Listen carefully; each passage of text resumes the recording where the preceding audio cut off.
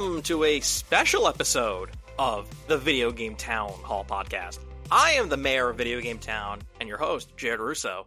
While you are listening to this, I would imagine that I am either with my fiance at Disney World, or we have just returned. Other members of our staff and our team are in Tokyo, Japan, maybe Kyoto, Japan, checking out the Nintendo Museum. So we have an exciting few weeks of podcasts worth of interesting things to talk about that are not strictly video games, but adjacent. Especially adjacent if you love Kingdom Hearts like I do, which is all about Disney and Final Fantasy. And with me today, I guess the person who has appeared on the most number of podcasts, who is not directly working for our company, and I'm going to marry this person, Katy Herman. Hello, you are going to marry me. That's so exciting. Really excited to hear that. The mayor's wife, that's me. I'm sure that you are the first lady of Video Game Town. Okay. Yeah. What we're here to do today, as I'm sure you might be aware from the title of the article or the title of the podcast or the description, please go to videogame.town, check out our Patreon. We're here to rank the top 10 Disney songs. Now, obviously, this is inspired by our trip. We may or may not have already gone on such trip, but we have long discussed what is the best Disney song. So we're going to go from 10 to 1. We're going to go... Okay, we're starting at the bottom. Yes, we're going to go back and forth, and we're going to share some hot takes. And then at the very end, I have a quiz for Katy that you can play along with too. And it is about a topic that is much beloved. But we'll get to that when we get to it. Oh, it's about a topic. Yes. Here's the criteria. This film must be Disney, must be animated for the most part, or partially animated. I feel like we never decided this. This was like, there was a debate. It's like, oh, this was a debate. It was like, if there is some animation, does it count? Yeah. And that was really just referring to Mary Poppins and Enchanted. I was not aware you'd made such a decision, Mr. Mayor. Yes. Okay. So I guess those are fair game. And I don't believe we have any Pixar, because that's... I do not have any Pixar on my list. I also do not have Pixar. Yeah. Because that's like writing music for the film score, like Randy Newman in Toy Story and You Got a Friend in Me. That sounded more like Goofy. That was Goofy singing You Got a Friend in Me. Gorge.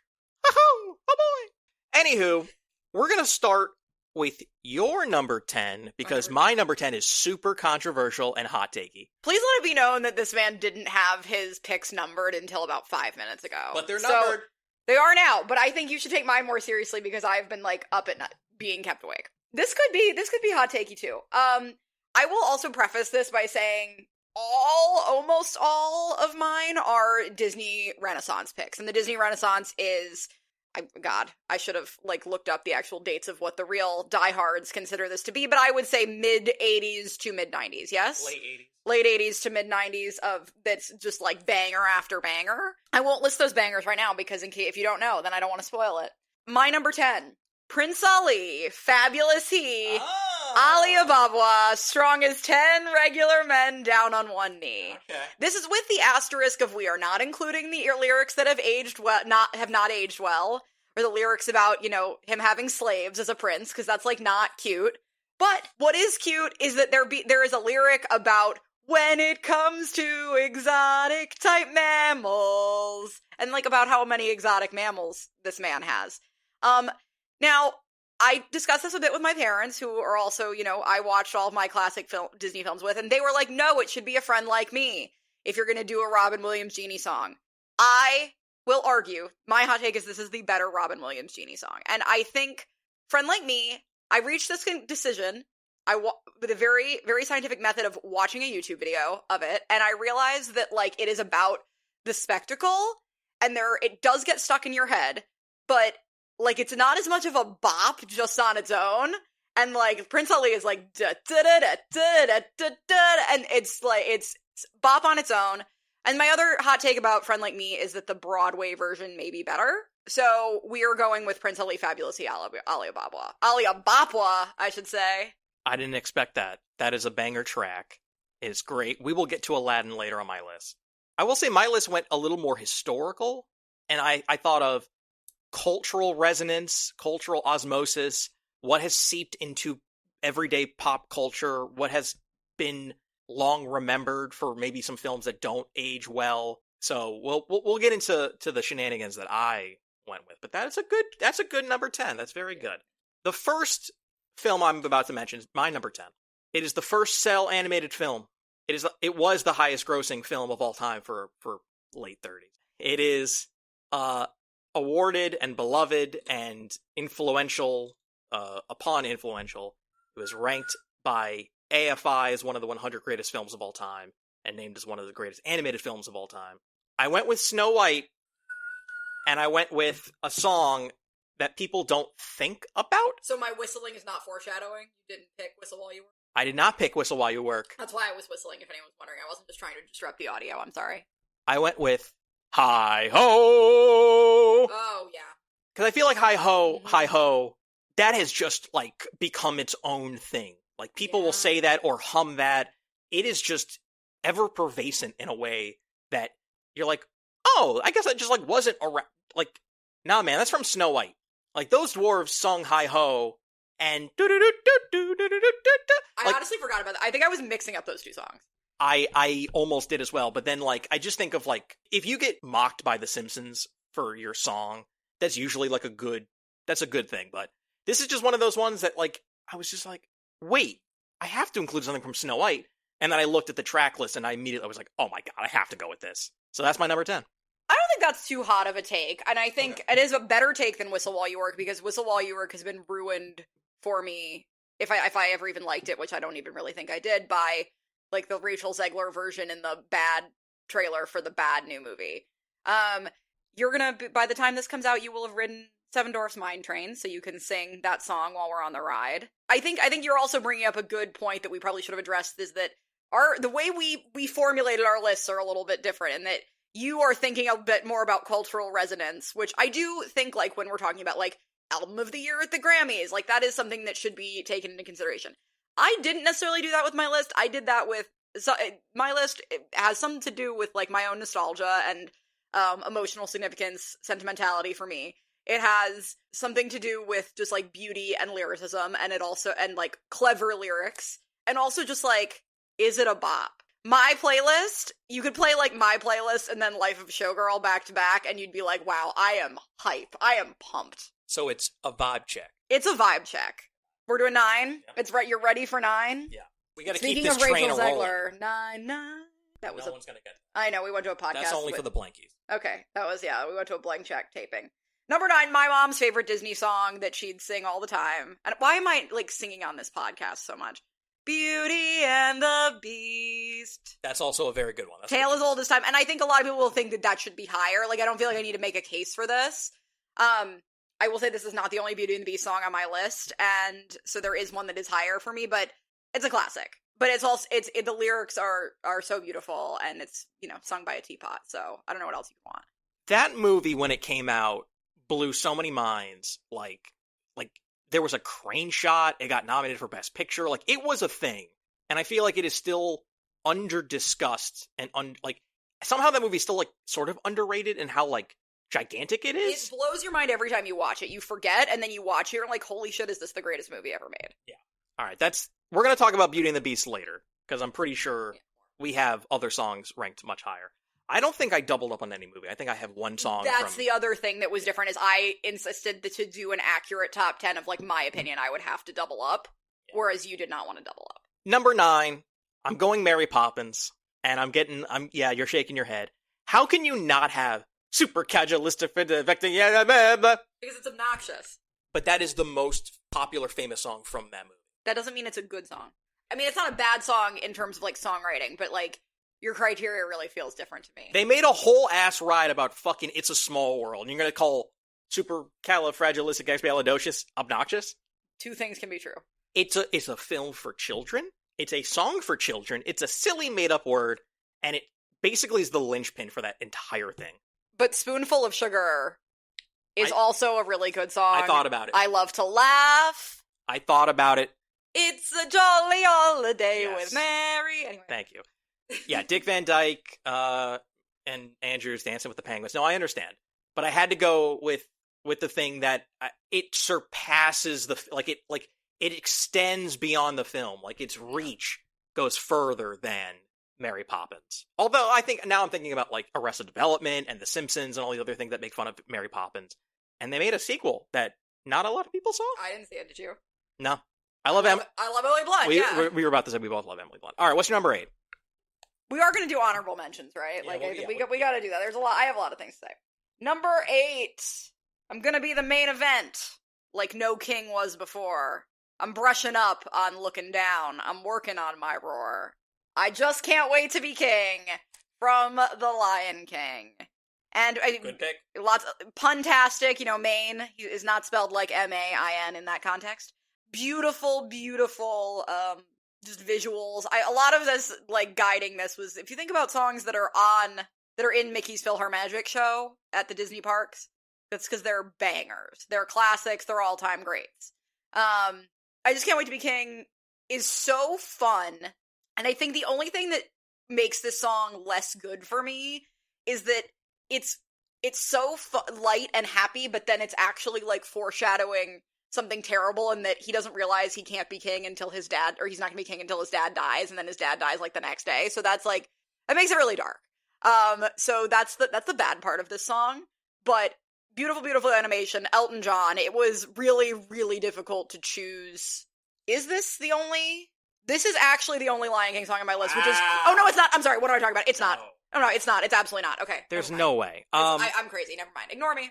I will just let everyone know that if you're listening to this, there's a good chance that you played The Lion King for either the Super Nintendo or the Sega Genesis, and there is one level to that song that is so fucking hard, where you're having to jump over animals, and, like, the hitboxes are fucked up, so it's, like, brutally difficult, and it's like you just keep dying, and then, who's the monkey? Rikishi? It's Rafiki, but I just made a face. If you saw me freak out, it's because I just remembered I forgot the entire second Lion King movie, and forgot songs from that. I mixed his name up with the wrestler. And every time you, like, run out of lives, he's like, the king has returned, and then it, like, reloads the level or whatever. So then now you have a vendetta against this song because it was too hard. No. It's a great song. It's a great pick. Would I necessarily only double up on movies from, like, 5 years of, like, Disney releases? No, but whatever. We'll get into The Lion King later. Wow. Because I just thought of, like, 2 bangers from the second Lion King. My honorable mentions list is growing by the second. You're gonna have to cut that down. All right. I won't. Number 8 is a film that I don't have any personal resonance for. I don't have any fond memories or nostalgic inclinations or ties to it. No feelings. But a lot of people watched it. A lot of people love it. But this song, again, is maybe the best thing about this film. I'm gonna go with Bare Necessities from The Jungle Book, because that is a great tune. Yeah. And, say what you will about the reused animation from, I think, that movie or something else. Like, they, like, copied, like, they kind of, like, kept reusing some of the same. Yeah, there's some videos where they cut some corners, Disney back in the day. But, yeah, definitely a song that I guess is the standout from that. Like, I'm trying to think of anything else from that movie other than just, like, the animals and then the weird live-action remakes. Sings a song. Who was Ka? Ka the snake sings, okay. Trust in me. Okay. Well, he sings it. Yeah. Is that a good one? The Vultures. That's a great one. And actually, that's one less thing I need to say in my honorable mention. There so, like, a lot of respect for that one. The only, like, Jungle Book is such a huge part of my childhood. I Want to Be Like You. Oh, okay, yeah. There's some other songs, but no, Bare Necessities is the classic, and that's a huge part of my childhood. And I hate to say that I love Jungle Book because there's so much, like, colonialism and problematicness, but, like, I don't even hate the live-action remake, guys. I thought it was decent. There's multiple. No, I'm, like, talking about the recent one with Christopher Walken as King Louie, which was the worst part of an otherwise good movie. There's a couple. There's, like, Andy Serkis did one for, like, Netflix. It's something about, like, Mogwai. There have been multiple attempts to remake this movie. But I mean, like, the Disney remake. Also, this is a good time to mention that Ashley Simpson and Pete Wentz's child is named Bronx Mowgli, because they love that movie. What's your number 7? What's your number 7? I'm so glad you asked. All right, this was a lot of debate, and I'm you knew it was going to come out here, ladies and gentlemen. The meme of the flaming piano lives on. Son of Man from Tarzan.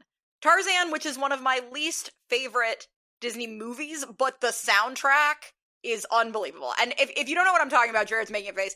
There's that meme of Phil Collins. It's like, hey, no big deal, Phil. It's just a movie about a guy who thinks he's a monkey. Phil Collins, piano on fire. And I think about that all the time. Now, I really almost made this. I almost cheated and put 2 items in this list because I really couldn't decide between Strangers Like Me, which is the more famous and better known song. Is that the one that I know? Yes, I wanna know. Yes. Yeah. Yes. That's So the better song. no, that is not that. So it's very close. No, like they are it's both such bops. But Son of Man is more underappreciated. My dad and I used to listen to it in the car all the time. Still do sometimes, actually. It is. I think that plays over a montage, or is it? I don't even know where it is in the movie, because that movie is like not, speaking of colonialism, but also just like kind of creepiness and like the uncanny nature of like Tarzan. And anyway, as a character, I don't love that movie. It's just that soundtrack is unfucking believable. Son of Man, look to the sky, lift your spirit, set it free. Look it up if you are like, oh, it should have been Strangers Like Me. This is also a bop. Yeah, I only remember Tarzan because of the Kingdom Hearts level. The jungles got quite confusing, and then you fought the hunter and the cheetahs or leopards or whatever you had, and then there was like a chameleon who went invisible that you had to fight. Anywho, Brendan Fraser was in George of the Jungle. He wasn't in Tarzan. That's a different thing. A lot of movies like that around the same time. Yeah. Great soundtrack. But now maybe you can't even judge this because you don't even know this song, so I have to like play it for you. Nah, I don't. The one that I know is that was an honorable mention. That's an honorable mention for me too. It was almost on the list. Yeah. It was really, really tough. Speaking of colonialism, Pocahontas has one particular standout song. Wait, are we gonna be twins on this? Well, you already did your number 7, so we can't have the same number 7. Yeah, but you might be about to do my number 6. Oh, is your number 6 Colors of the Wind? It is indeed. Okay. No, you go. You go. Okay. Stephen Schwartz. Somehow this was not in his concert of like best hits, although they didn't frame it as best hits. It was to explain. So like we went to a concert. Yeah. And it was a bunch of famous people doing songs that he'd written for various films or plays or musicals or whatever, or what have you. And they left this one out, and they put... Even though he won his Oscar for it. Yeah, and then they put in the one from Hunchback. Yeah. Which is also a good song. That's an honorable mention. I think it was probably because they didn't want to have a white person sing it, and they should have just found... I'm sure there are amazing indigenous actresses they could have called to sing it, and they just didn't do that, so... Do you know how many different types of people were in that concert? Like, they could have easily gotten a non-white person to sing Colors of the Wind. But specifically, it should have been an indigenous woman. Okay, sure, but it's a great song. No, it is. It's crazy that it was left. Like they should not have left it out. This was like my birthday 2 years ago. We did a Stephen Schwartz tribute at Lincoln Center Opera House, Opera Hall, whatever.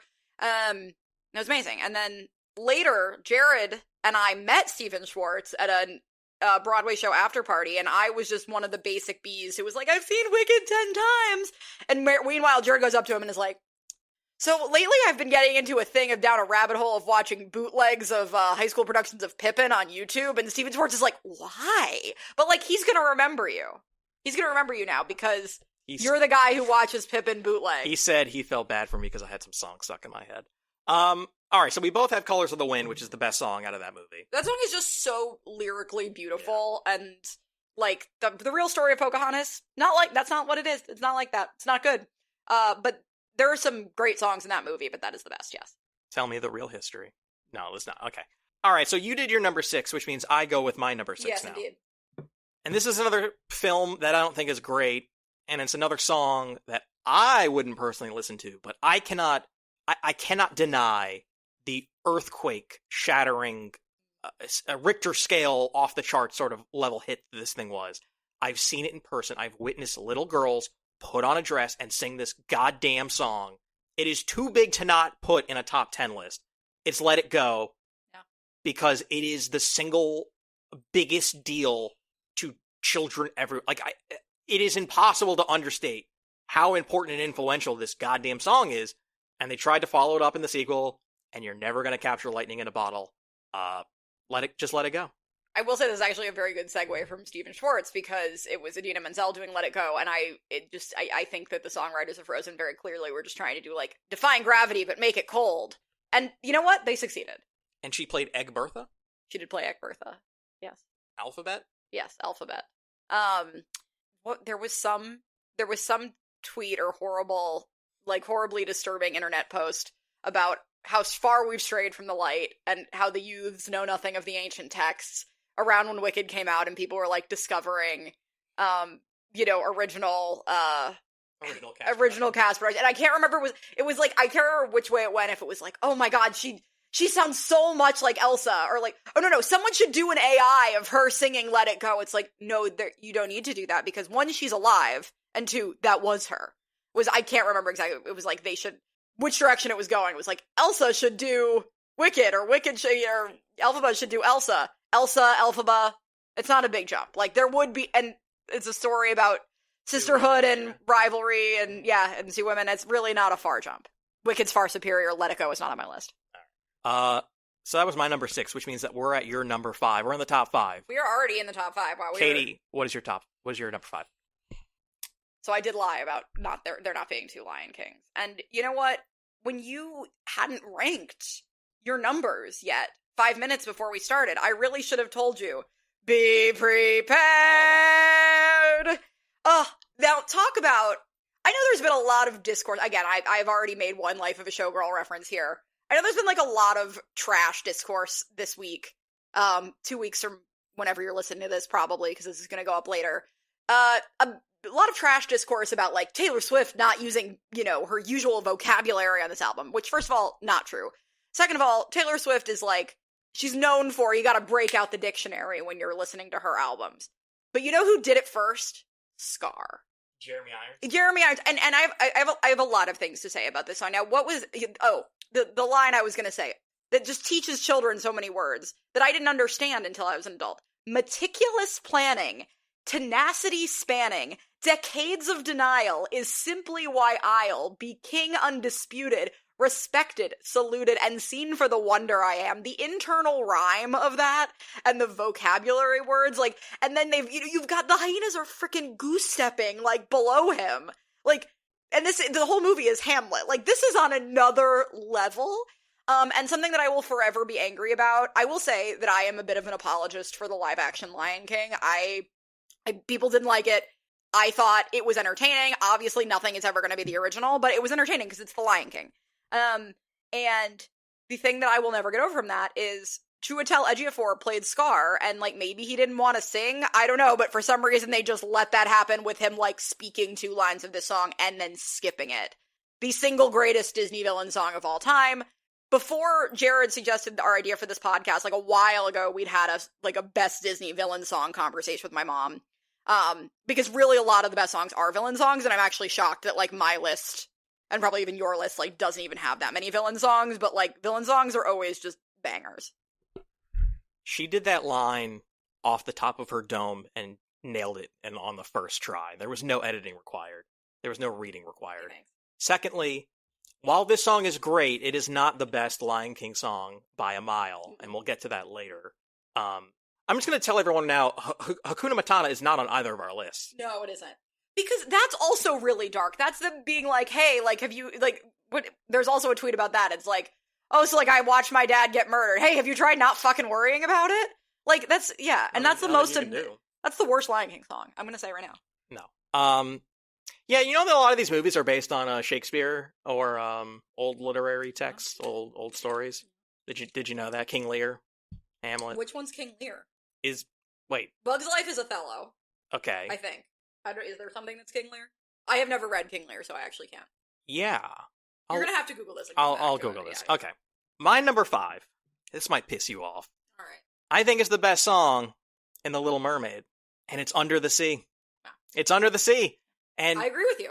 Okay. And when I think about Under the Sea, I just think of Homer dreaming that his family could retreat under the sea and eat lobster and not have to that be... part pisses me off, yeah.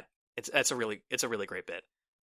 That's just a fun, infectious tune that you can't really like sing along to because of some of the words. Watch me, bitch. And the accent. Like, it's not like an easy song for people to just like. I mean, nobody beat us, fry us, and eat us in fricassee. Yeah, see, it's tough for a lot of people. Between this and Part of Your World, I think this is the one that most broadly speaks to the most people. It is the most earworm, candy pop kind of thing, and I had to put it 5. I don't disagree with you. In fact, I so little disagree with you. I agree with you so little that Under the Sea is number 2 for me. You skipped around! Well, because I'm just talking about the song we're talking about right now. You should have waited. All right, I'm sorry. All right. All right, spoiler. Okay, we can cut that. I don't know. No, it's fine. It's fine.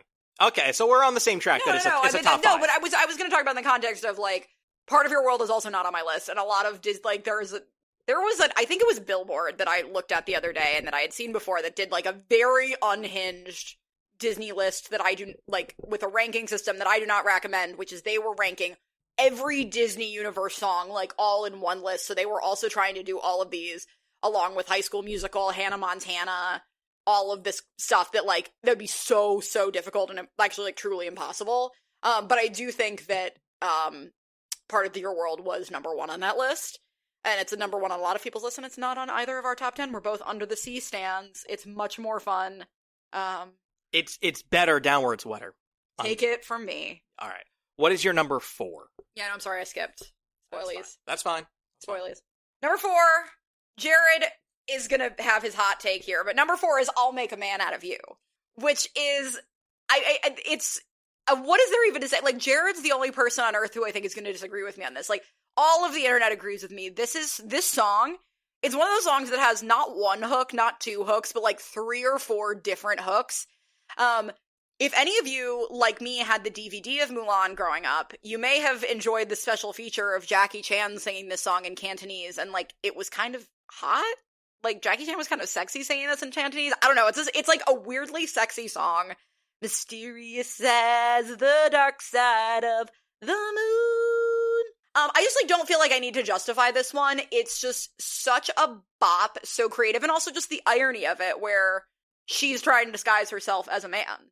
And he's showing that, like, the idea of, like, be a man is such a stupid cliche concept that really doesn't mean be strong, because the strongest person on his team is a woman. Didn't an Osmond sing that?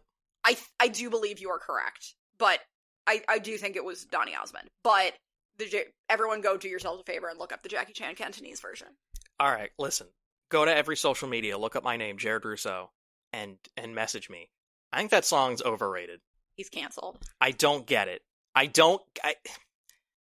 listen to it, and everyone on earth is like, this is the greatest song, and I'm listening, and I feel nothing. I don't get why it's catchy. I don't understand. Not getting engaged. We're not engaged anymore, actually. I'm breaking up with him. Mulan is fine. Oh my god. It's fine. It's okay. Eddie Murphy's doing his donkey thing a couple of years before that became big.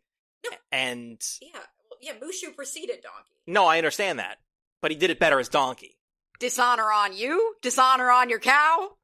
We don't talk about the live-action Mulan, though, because that was Chinese Communist Party propaganda. All right. Let's go to my number 4.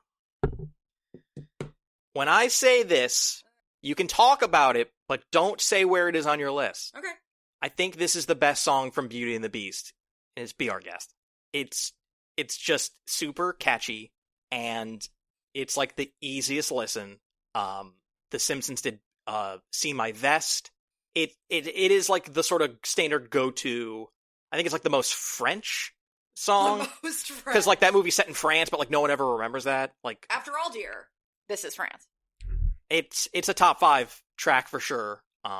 So you can talk about it, just don't say where it is on your list. Be Our Guest, there's so much from this song that my parents and I just, like, say to each other. Like, you know, Well, the Flatware is entertaining.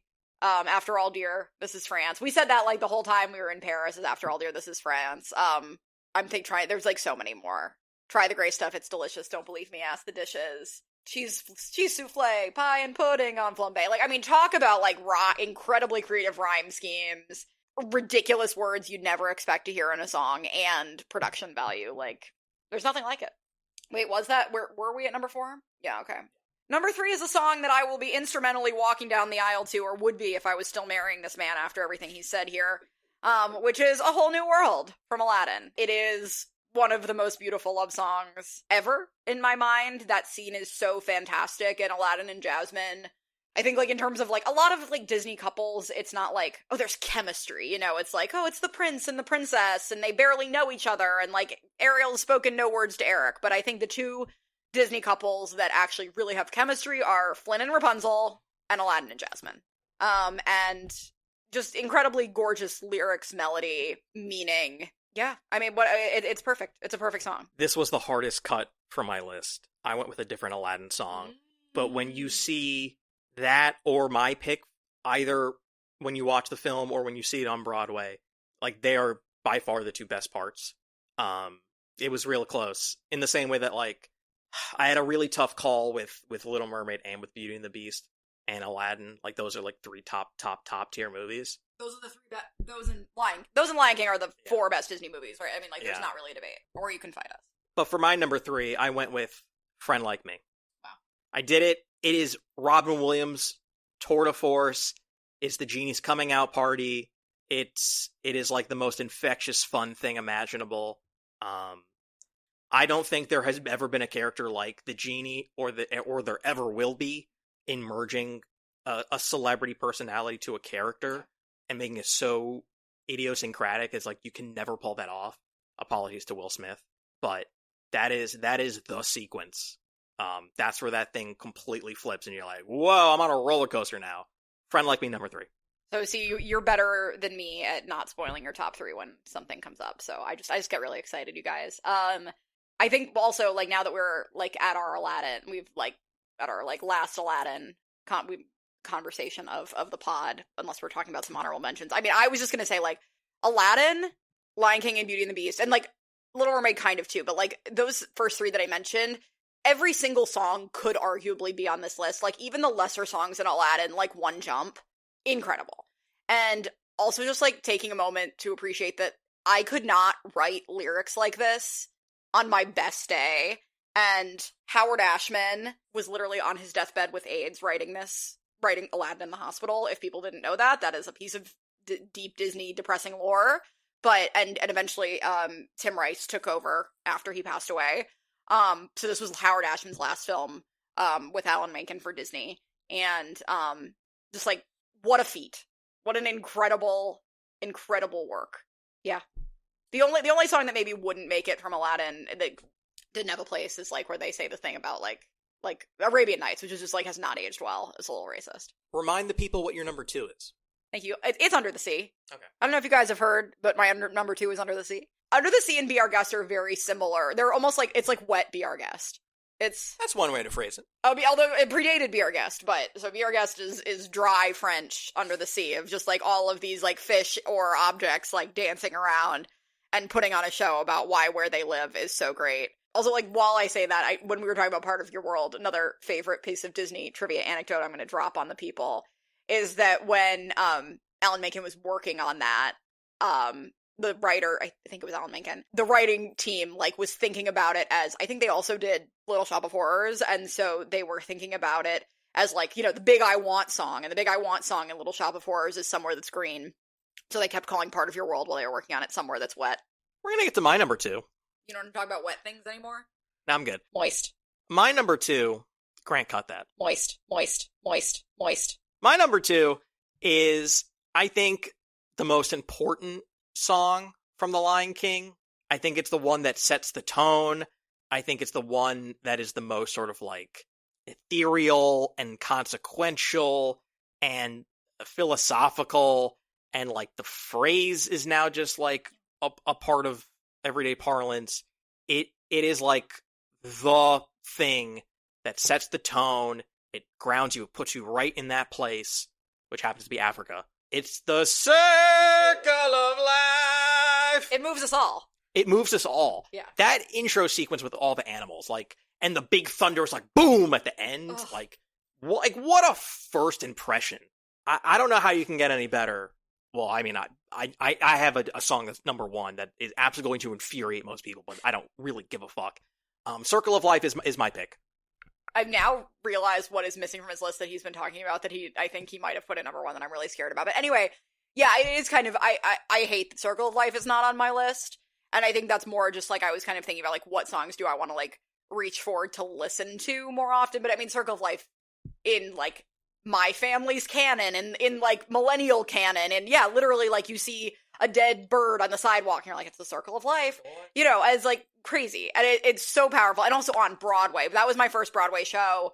And I was 11 years old and I didn't realize, like, it was about to start. I don't know why I wasn't paying attention to, like, the lights flashing. But just, like, all of a sudden it was, ha! Tasmania! And I literally shot out of my seat and jumped in the air, and that was my first Broadway experience. Then all of a sudden, the animal puppets, and oh my god. I think I saw some show of Beauty and the Beast at a Disney park, like in the outdoor thing. Oh yeah, the Hollywood Studios one is amazing. But that doesn't count. I think it might have been Lion King. Was your first, yeah. I think I have a t-shirt that says my first Broadway show, with Lion King. Like, that they were selling at the merch booth because it was so many kids' first Broadway show. It's just too important, and Elton John's too good. What's your number one? My number one is Be Our Guest. Put our service to the test. Tie your napkin around your neck, cherie. We provide the rest. Soup du jour. That's the one my mom and I just, like, walk around Disney Park saying. If you guys haven't been to Epcot in a while, they've added a lot to the France Pavilion. In addition to the Ratatouille ride, there is also a Beauty and the Beast sing-along, which has, like, a silly little side plot about LeFou that you can ignore. But, like, a lot of times, you know, it's hot and you need the AC break, and it'll be, like, a bunch of parents in there with their kids, and then me and my mom just, like, belting at the top of our lungs, and, like, no one else is singing. I really recommend it if you need an AC break and to sing this song really loud. It's just a masterpiece. That whole movie is a masterpiece. I like when Stephen A. Smith calls Ratatouille Ratatouille. Yeah, we do say Ratatouille in our house now. Ratatouille. But a friendly reminder, Ratatouille is not the name of the rat. That's Remy. Well, Stephen A. Smith doesn't know that. Although he did correctly say that Remy would win a fight in between him and Stuart Little. That was no question. That was the original question. Was people were like, Remy's from the streets. Yeah, that's what he was saying. Yeah, okay. Yeah. I'm scared. Don't be afraid. I am. Too late. Here is the most important, vital, and significant song in the history of the Walt Disney Corporation. It was the Academy Award winner for Best Original Song in 1940. It was the first Disney song to win an Oscar. It is widely considered the signature song. It is the song. But it's boring. It is the marketing campaign. It is the ethos of this company. They made a movie about this song. That movie was bad, apparently. When You Wish Upon a Star from Pinocchio is the Disney song. I don't care if you don't like it or not. And I really wanted to go with my favorite, There Are No Strings on Me. But that's what I was afraid you were going to do. I wasn't going to put that in the top 10 because I defer not to me or the people. I defer to the song that Walt Disney chose to be their song. Every commercial, every fireworks parade, it is like their defining thesis statement is wishing upon stars for your dreams to come true. That's the number one song. It's a beautiful song, and it's legendary and iconic. It's just, to me, like, are you letting Walt Disney dictate your taste? Because he had some opinions on things I don't think you agree with. I didn't let Peter Pan dictate my taste. I didn't let some other movies dictate my taste. But that song is the Disney song. It has to be number one. Is this just because you like Lies of P? I love Lies of P. I know. I'm so excited for the sequel tease of Dorothy and her red slippers. Oh my god, the Lies of D. Dorothy. Why does it always have to be a P or a D? Ask the South Korean development team on that. That was our list.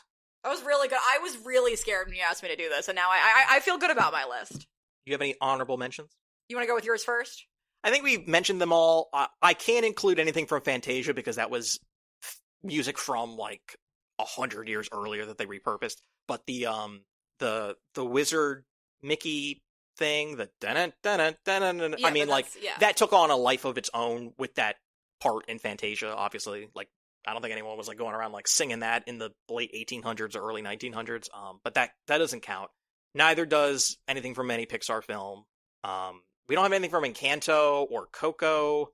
I'm trying to think of like what we missed. I mean, Encanto, Surface Pressure is so good, and that's like to me the only. People are always all about. We don't talk about Bruno. Surface Pressure to me is like the only Encanto song really worth talking about. But it wouldn't have cracked the top 10 for me. But was there anything from Lilo and Stitch? Hawaiian Roller Coaster Ride. Oh, okay. Is a bop. But that's not like they're really singing it. Like, it's in the background. It's not like that's less of a musical. Well, rapid fire through these. Okay, yeah, I will. I mean, a lot of these are... I'm skipping everything we've already talked about.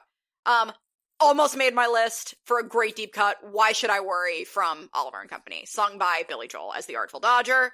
We have, when I had my freak out moment of remembering that Lion King 2 existed, He Lives in You and We Are One. Both incredible. He Lives in You as Tina Turner. He's a Tramp from Lady and the Tramp, the sultry dog in the pound. Fabulous song. If there was going to be another Beauty and the Beast song on there, it probably would have been Gaston, the other best villain song of all time.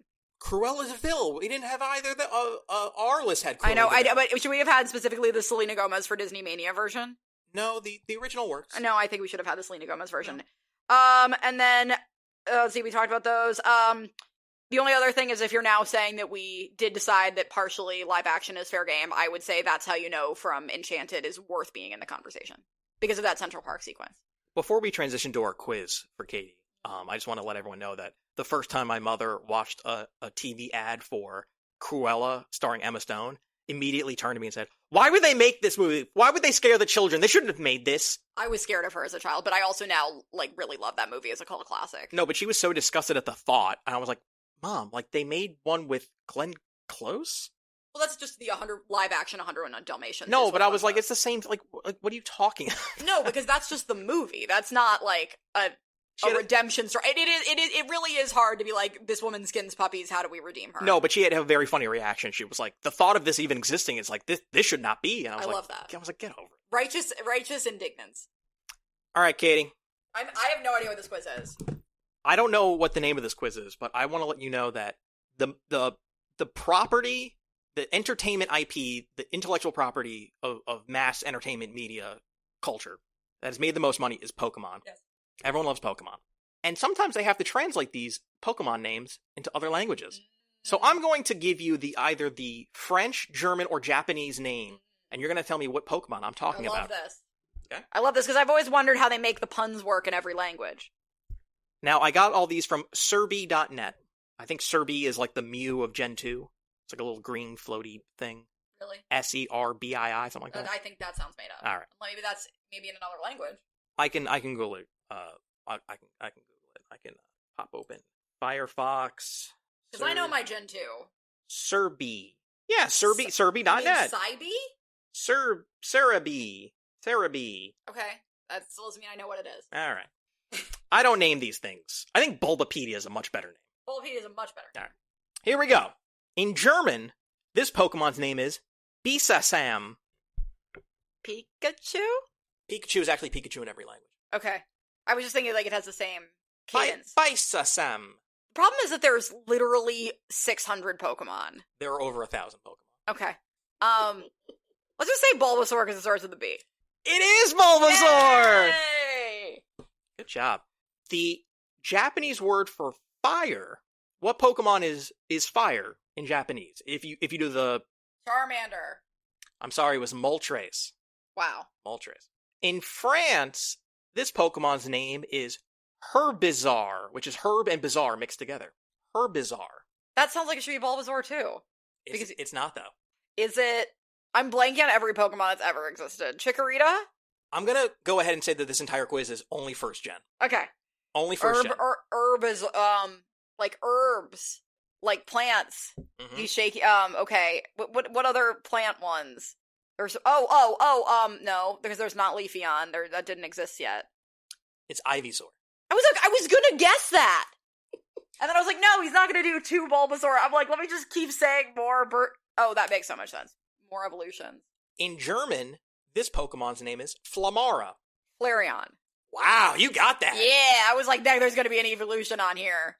This Pokemon's name in Japan is Rizardon. Rizard.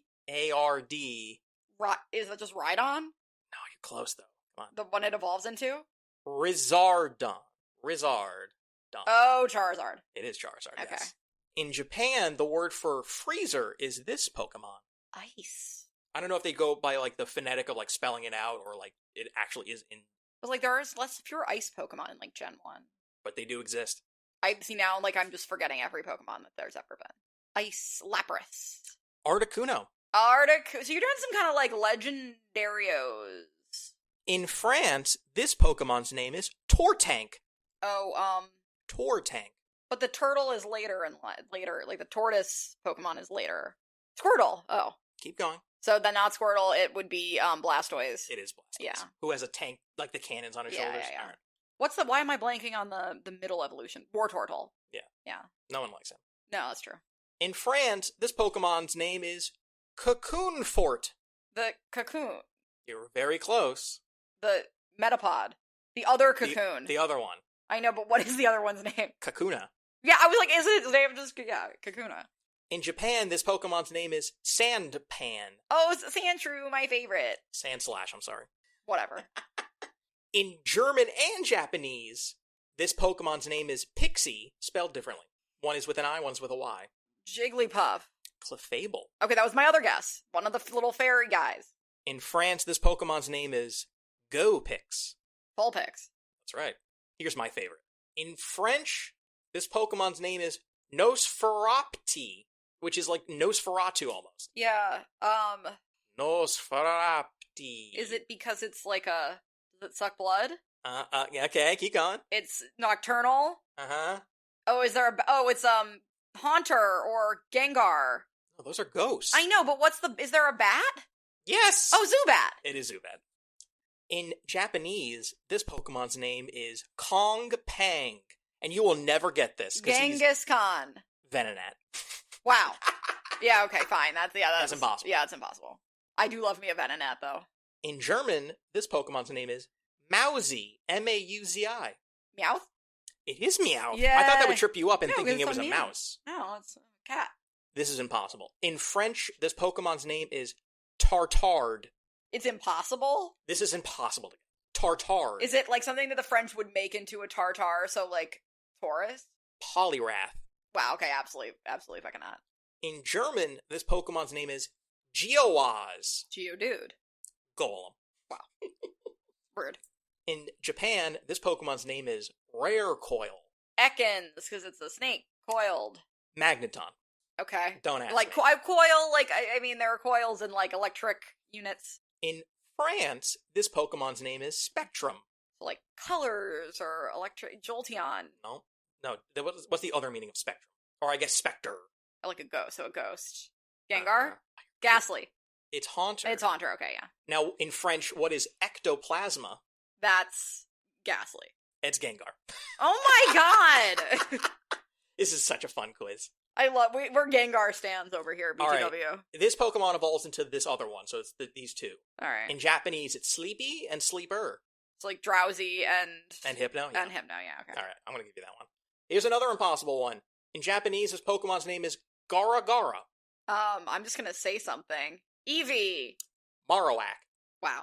But can we just talk about what a great name Marowak is for a Pokemon that smacks people upside the head with a bone? Yeah.